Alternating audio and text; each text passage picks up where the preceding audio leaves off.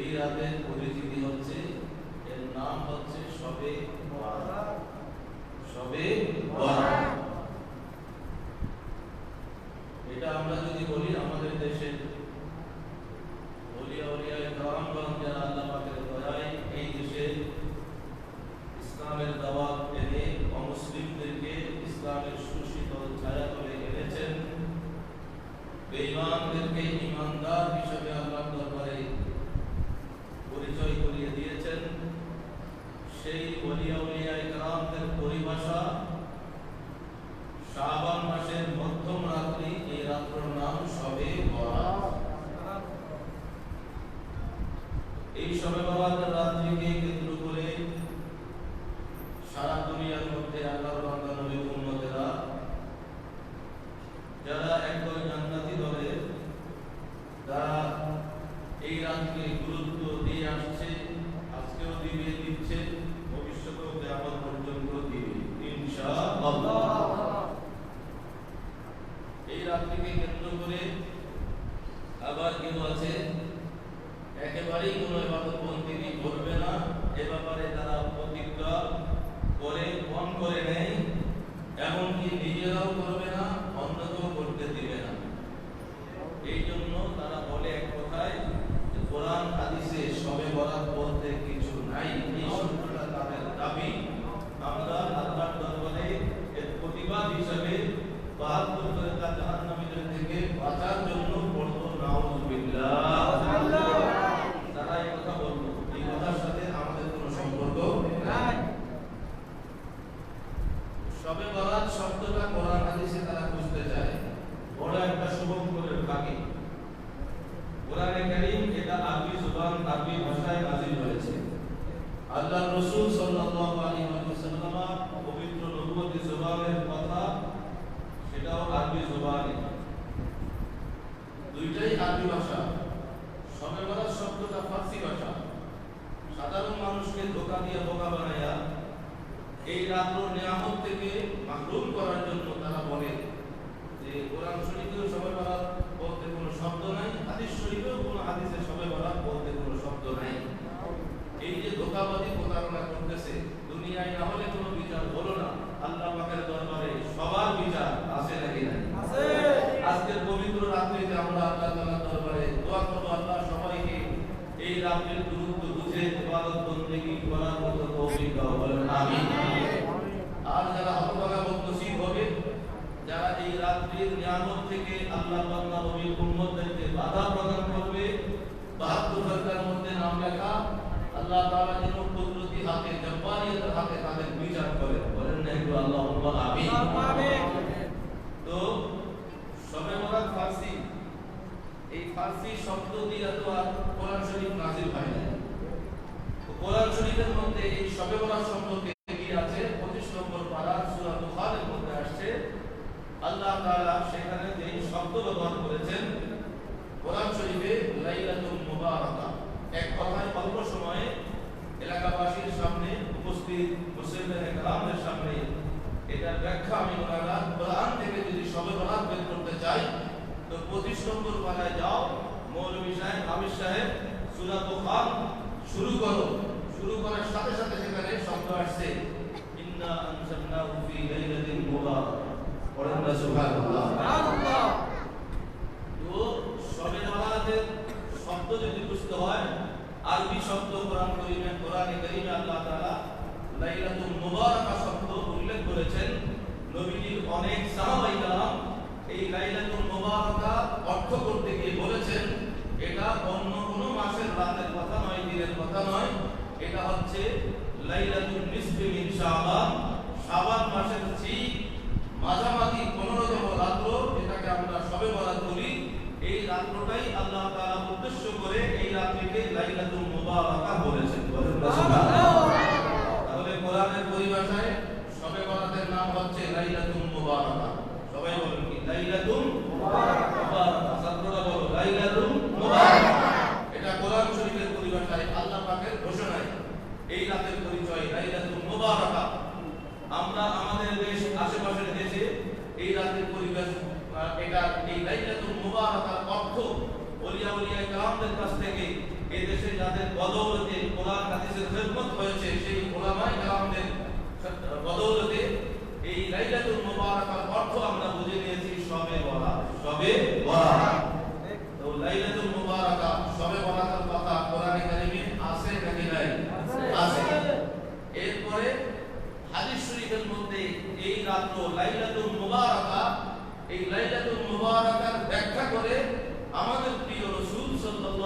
আলিহি ওয়াসাল্লাম ঘোষণা করেছেন লাইলাতুল মুবারাকা সেই রাত্র যেটা তোমরা শবে বরাত আমরা মনে করতেছি শাবানের ঠিক মাঝখানের রাত্র হচ্ছে লাইলাতুল মুবারাকা। বলেন না সুবহানাল্লাহ। নবীর নবুয়তি জবানে শবে বরাতের নাম হচ্ছে লাইলাতুল নিসফি মিন শাবান। বলেন না সুবহানাল্লাহ। তো কোরআনে কারিমে আল্লাহ পাকের কুদরতি জবানের ভাষায় শবে বরাতের নাম লাইলাতুল মুবারাকা।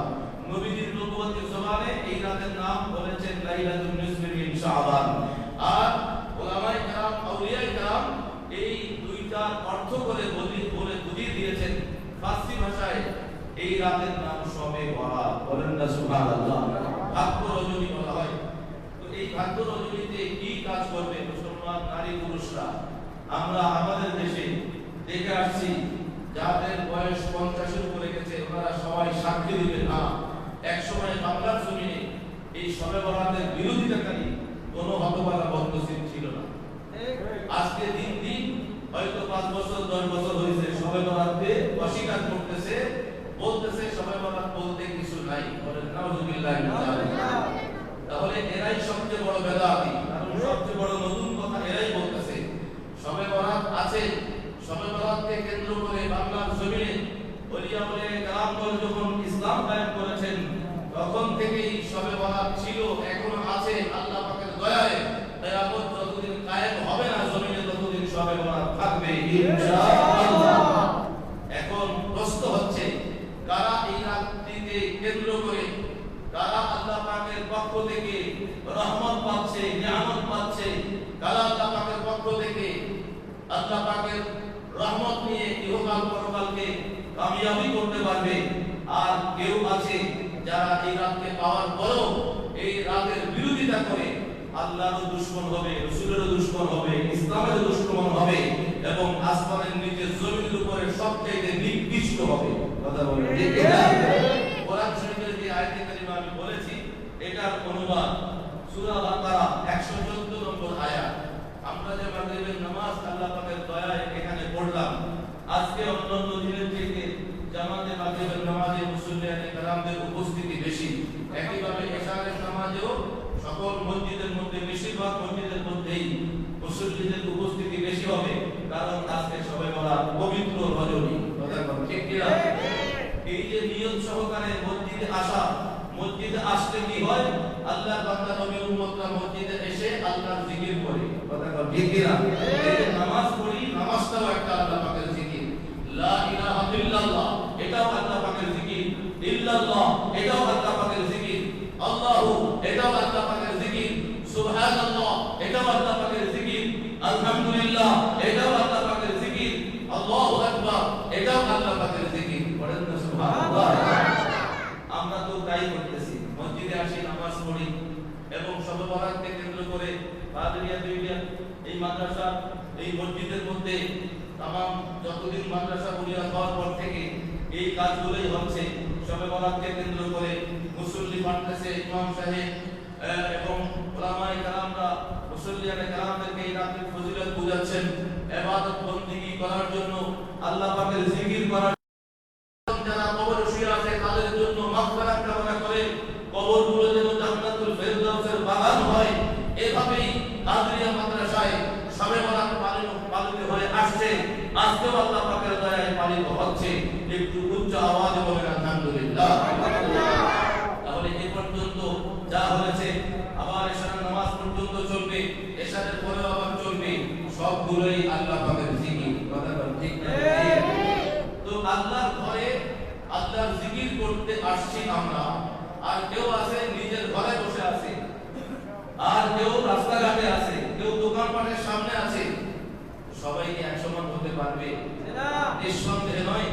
এখানে যখন আল্লাহর বান্দারা একত্রিত হয়ে আল্লাহর জিকিরে মশগুল থাকেন তখন সর্বপ্রথম মনে রাখবেন আল্লাহ পাকের হুকুমে আমাদের প্রিয় রাসূল সাল্লাল্লাহু আলাইহি ওয়াসাল্লাম ঘোষণা করেছেন, হাবিব আপনি বলে দেন, আল্লাহর হুকুমে নবী বলে দিয়েছেন, যারা আল্লাহ পাকের জিকির করে, আল্লাহর জিকির করনেওয়ালা পুরুষ মানুষ যারা রয়েছে মুমিন মুসলমান, একইভাবে আল্লাহ পাকের জিকিরে মশগুল থাকে ঈমানদার নারী যারা রয়েছে, তাদের সাথে যারা জিকির করে না এরা কোনোদিন তুলনা হবে না।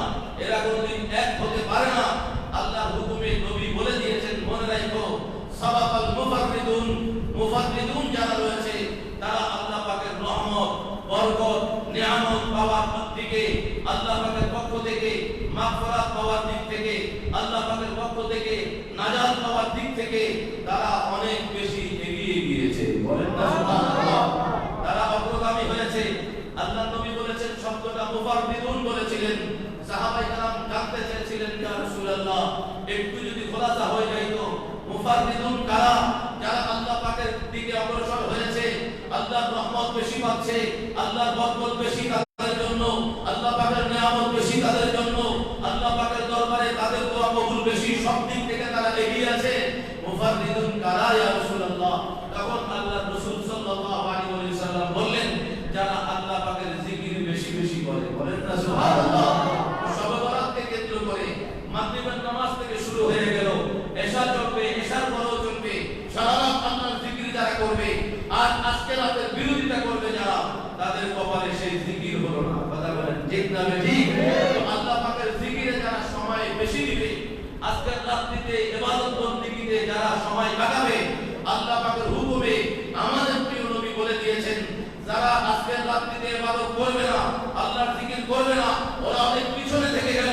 তোমরা যারা ইবাদত করতেছো, তোমরা যারা জিকির আজকার মশগুল রয়েছো, আমি নবী জানাই দিলাম তোমরাই আমার আল্লাহ তাআলার প্রিয় এবং নিকটে চলে গিয়েছো। বলেন না সুবহানাল্লাহ।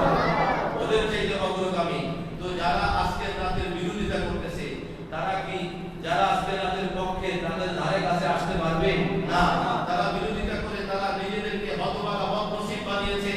আরো বড় কথা, কোরআনে কারীমের যে আয়াতে কারিমার কথা আমি ওনাকে বললাম, সূরা বাকারার 114তম আয়াত, যারা শবে বরাতকে না মেনে অস্বীকার করে আজকে আল্লাহর বান্দাদেরকে মসজিদে আসতে বাধা প্রদান করবে, এবং সেটা মিডিয়ার মাধ্যমে হোক, ইউটিউবের মাধ্যমে হোক, যে কোনো প্রচার প্রসারের মাধ্যমে হোক না কেন, এর বিচার মাহবুবের দরবারে আসে না নাই?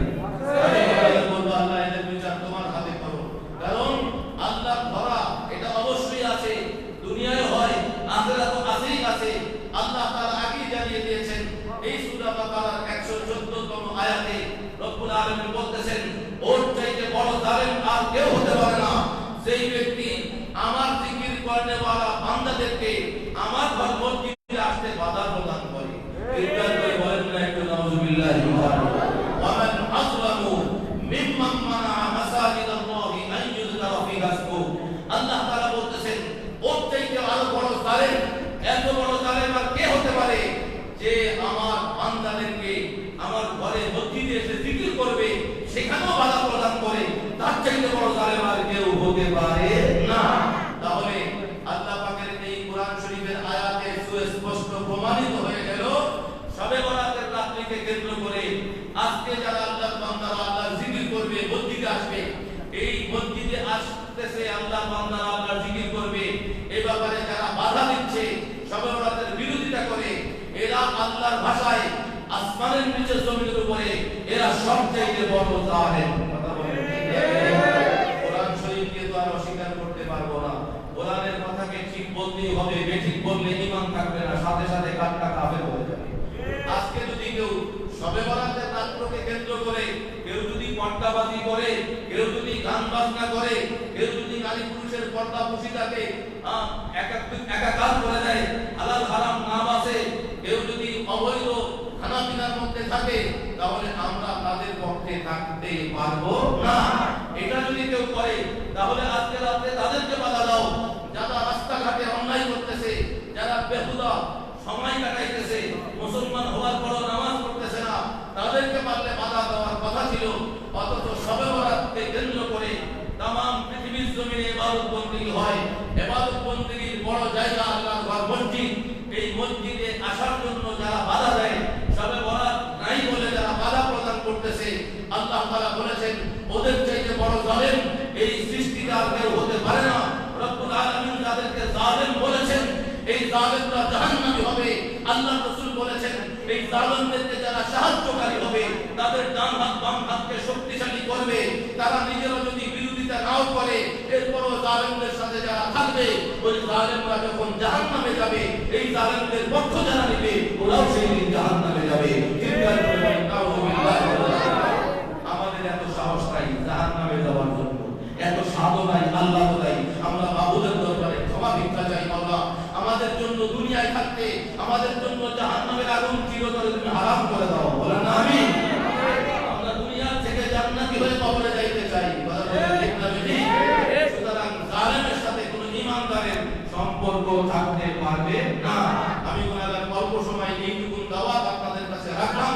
আজকে রাত্রিতে যারা বিরোধিতা করতেছে এদের প্রতিবাদ করার জন্য কত বছর সময় বেলাতে যদি ঘুমায় থাকেন তাহলে ওদের প্রতিবাদ করার জন্য আজকে নিয়োগ করে ফেলেন।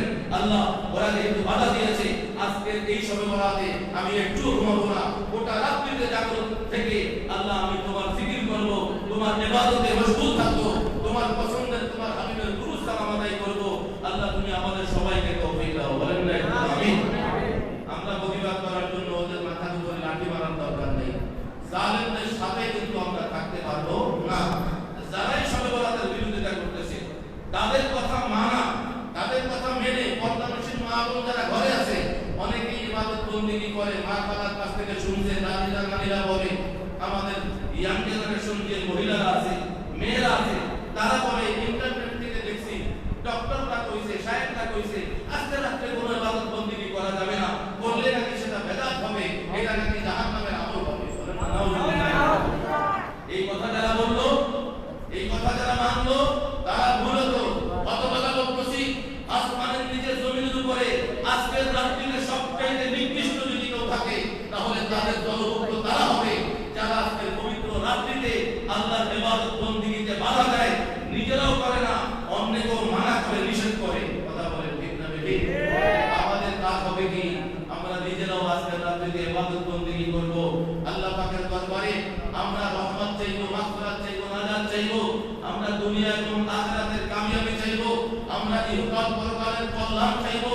আল্লাহ তাআলা আজকের রাত্রিতে সূর্য অস্ত যাওয়ার সাথে সাথে এই জমিনের কাছে, দুনিয়ার কাছে এমন একটা আল্লাহ তাআলা জাওয়ায় আফরাজ আল্লাহ তাআলার ডিক্লারেশন রয়েছে, হে আমার বান্দারা, কে আছো আমার কাছে ক্ষমা চাওয়ার মতো? আমি আল্লাহ ডাকতেছি, ক্ষমা চাও তুমি আমার কাছে বিনয়ী হয়ে, আমি আল্লাহর ওয়াদা তোমার জীবনের সব গুনাহ ক্ষমা করতেই থাকবে। এই আহ্বানে তাদের জন্য তারাই সাড়া হবে, যাদের ভাগ্য বড় হবে তারাই এই আহ্বানে, আল্লাহ পাকের আহ্বানে আমল করতে পারবে। জিকির, আজকার, ইবাদত বন্দেগী, কোরআন তেলাওয়াত, দুরূদ সালাম, দান সাদকা খয়রাতের মাধ্যমে, নফল নামাজের মাধ্যমে এই রাতটা অতিবাহিত করবেন। এই রাতে আরেকটা বড়, আরো একটা বড় সুন্নাত আমল আছে। আল্লাহ পাকের কুদরতি খাতায় সেই হতভাগা বদনসিবের নাম জালেম লেখা হয়ে গেছে, কোন ঈমানদার তার সাথে থাকতে পারে না। সুতরাং আজকের শবে বরাতকে কেন্দ্র করে ইবাদত বন্দেগীতে যারা বাধা দিবে, আল্লাহর ঘরে আসতে মানুষকে যারা মানা করেছে, নিষেধ করেছে, তাদের বিরোধিতা করা এটা ঈমানি ডিউটি, ঈমানি ফরজ হয়ে গেছে। কথা বলেন ঠিক না বেঠিক? কারণ হক কথা বলতে হবে। আল্লাহ পাক রব্বুল আলামিন আমাদেরকে বুঝে আল্লাহ পাকের প্রিয় বান্দা, নবীর খাঁটি উম্মত হিসেবে আল্লাহ আযজা ওয়া